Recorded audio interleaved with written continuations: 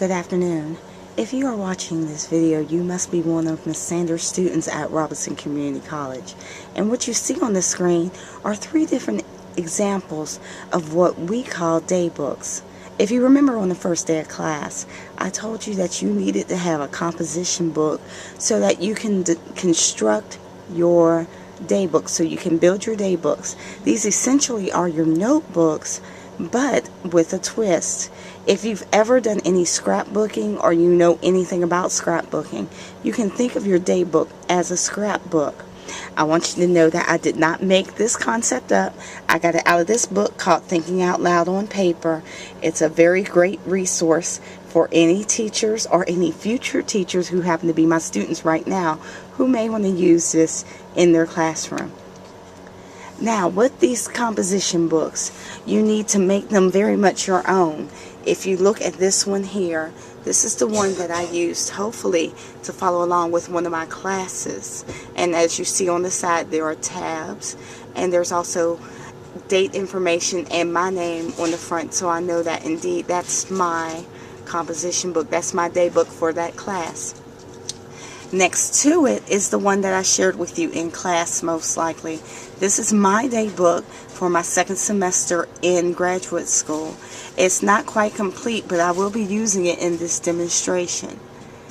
And this here is an incomplete day book where I do have 2 sections off, but I'll be using this particular day book for the demonstration.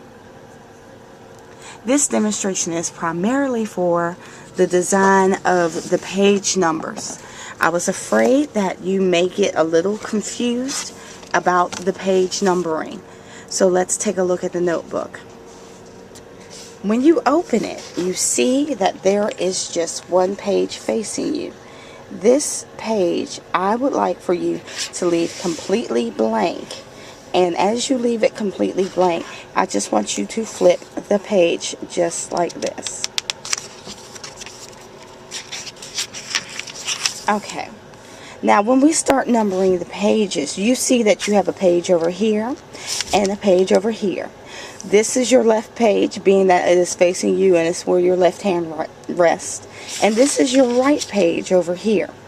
Now in your directions, your printed directions on our Moodle site, it states that you need to number your pages in the upper right hand corner, only on the upper right hand corner. So really, when we're talking about pages in class, we are really talking about the entire page. Both sets of these sheets equal 1 page. So if we start numbering our pages, this will actually be number 1, like so.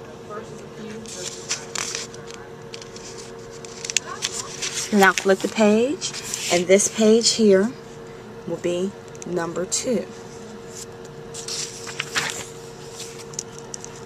Number 3.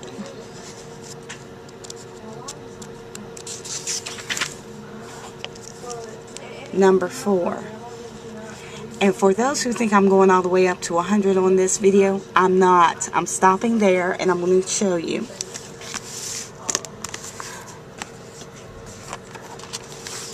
The book that I already have ready, and it's already numbered to 100. So now that you have your page numbering, then you may ask yourself, well, what am I to do? If you look at your day book directions, you have directions for specific sections. You see here that I have a section for day 1, day 2, day 3, day 4, and so on for my day book. Now, you will not have sections for your days, but you have preordained sections that I gave you for your day book. You need to look at the written directions on your Moodle site to see what those sections are and follow those sections carefully. Also notice that I use tabs. You can also use post-its. That would be completely and totally up to you. If you have any questions, please feel more than free to call me or email me.